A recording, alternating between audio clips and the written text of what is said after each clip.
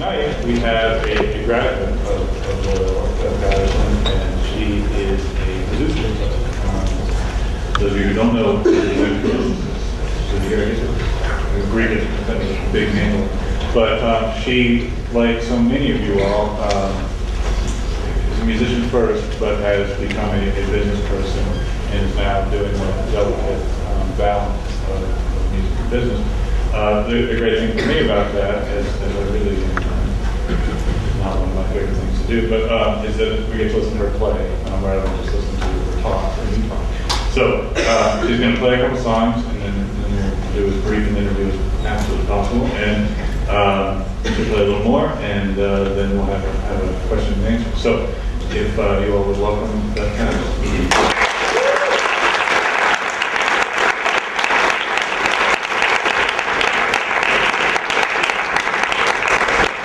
This is a song ode to things equestrian. This is one that I wrote. This is called Epona, named for a Celtic horse goddess. Yes, they have goddesses for horses. You gotta love that culture.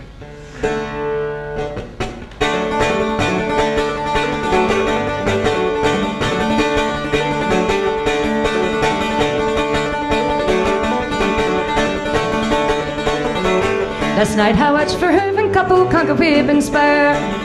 Hearts pumping in the breast, along the shoreline they did run, till they fled into the ocean and Poseidon's cool embrace, and found a world where men and horses is side by side as one. Tempering desire for her secrecy, but all the pretty wild horses couldn't drag it out of me. Trying to destroy and in her heart a tree, but all the pretty wild horses couldn't drag it out of me.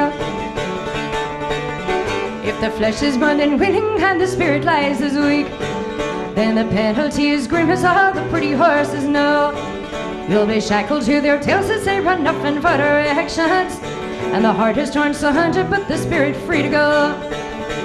Tempering desire with her secrecy, but all the pretty wild horses couldn't drag it out of me.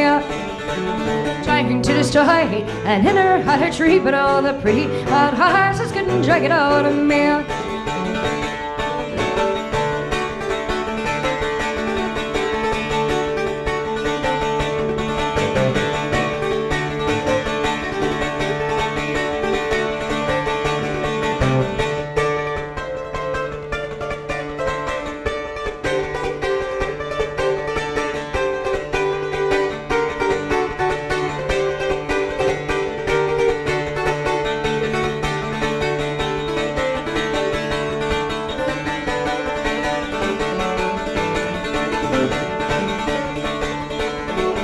And when I breathe my last, don't throw me 6 feet underground, 'cause I'll never rest in silence for a moment even then.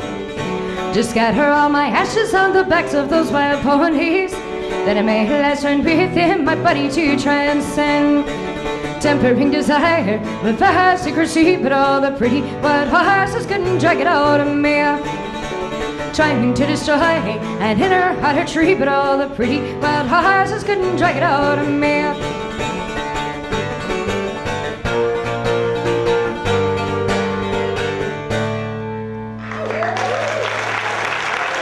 Thank you. Thank you. This is cool. I never got an ow at recital hour. Then again, I was only playing the oboe. Not that there's anything wrong with that. Anyway, I'm gonna go ahead and make an assumption. This is a question I'm gonna get asked at some point in time as to what the hell this instrument is. This is and it's a bit of a misnomer when I say it's a bouzouki, because it's not a true. It's named for its Mediterranean ancestor, which is a bowl-backed instrument that can have anything between 3 and 4 double courses. This is a variation that came to Ireland in the mid-'60s and has been popular in Celtic music ever since. And now a lot of Scandinavian folk bands are using this puppy as well. Anyway, bouzouki. Saying Irish bouzouki, the Greeks think I'm strange because it's almost like saying Mexican bagpipe, if that doesn't give anybody nightmares. I thought mariachi was scary enough. But anyway, it's roughly an octave below a mandolin with a couple of variations of tuning. There's several different ways that you can tune this puppy for you guitar majors out there.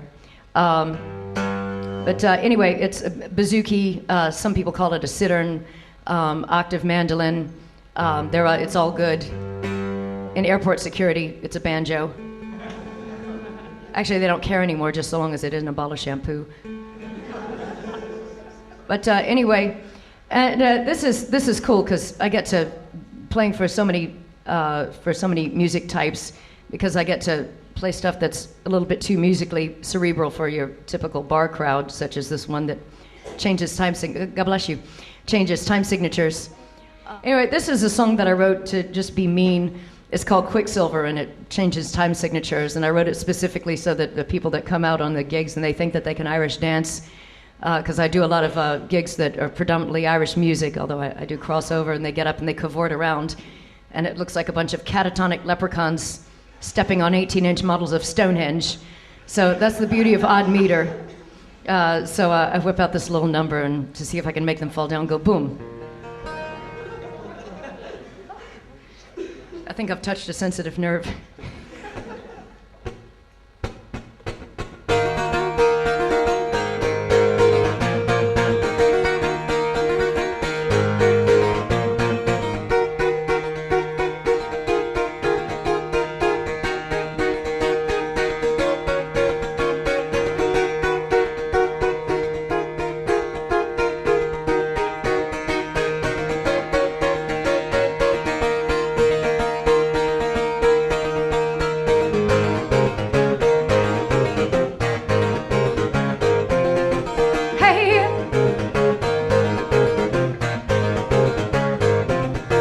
They say it's human nature, but the covet puppet never can attain.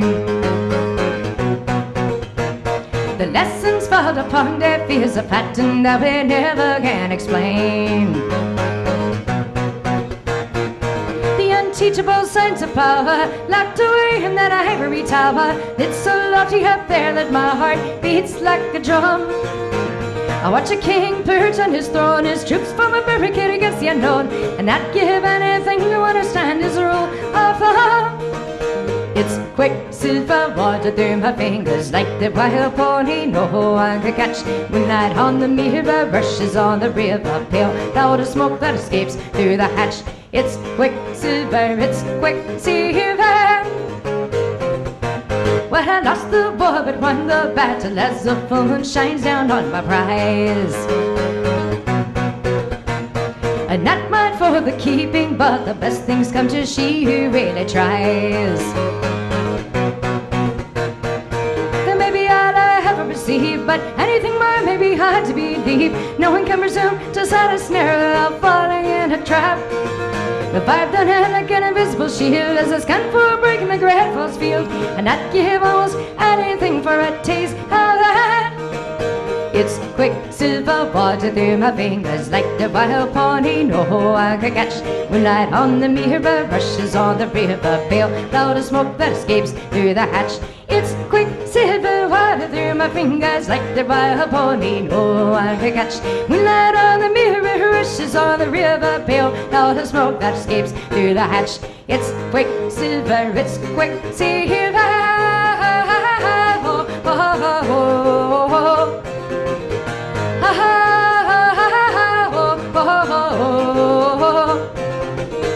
It's quicksilver, it's quicksilver. Thank you.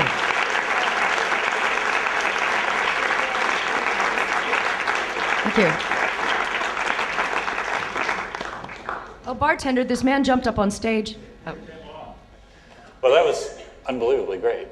Yay. And how about it, huh?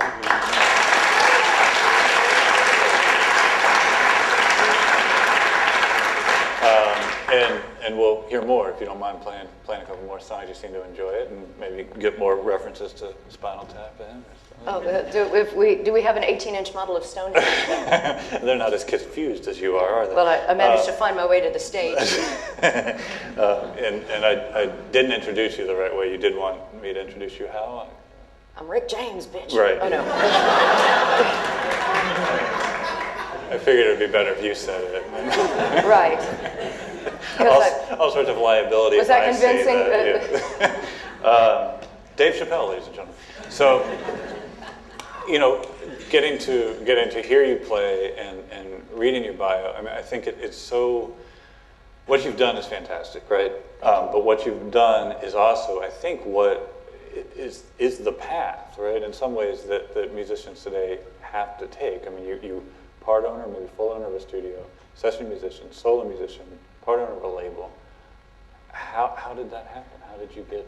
It's funny because I'm part owner of the label and part owner of a studio, and none of it was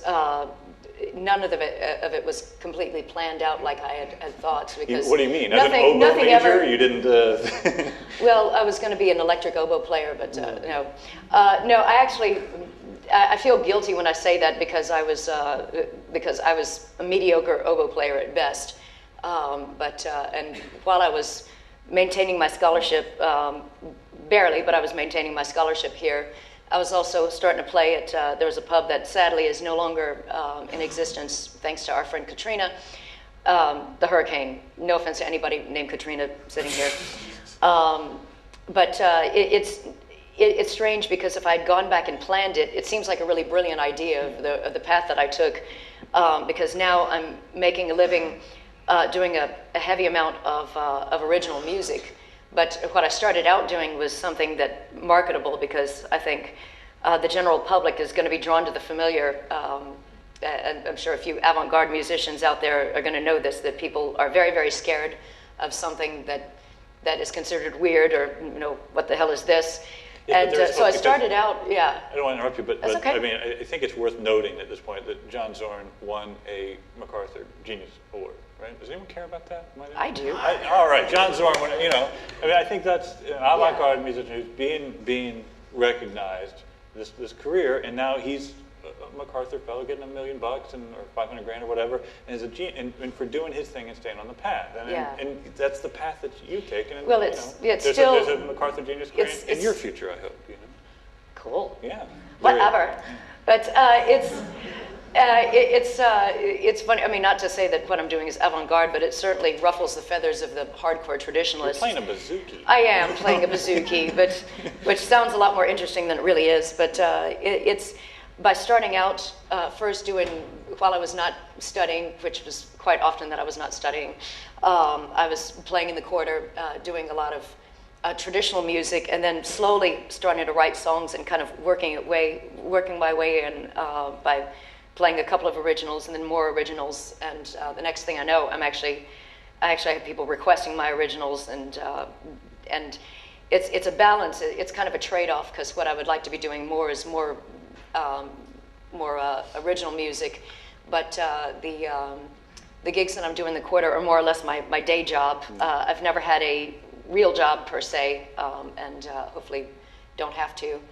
Yeah, I mean, you got to qualify that too as a musician, because I mean that is the hook, right? Having a job where you can say, I don't have a real job, I don't wear a tie. Blah, well, blah, it's you work nonstop. Right? Yeah, it is. I mean, I say that inserting tongue firmly in cheek, but it's because there is. I mean, right now it's what we're doing, myself and my partner Ron Keller. We're doing it all, and this is not something. I would be perfectly happy to change that circumstance, because we get up. He's making the calls. It's good to, after a certain point, to have somebody else represent you if you're trying to get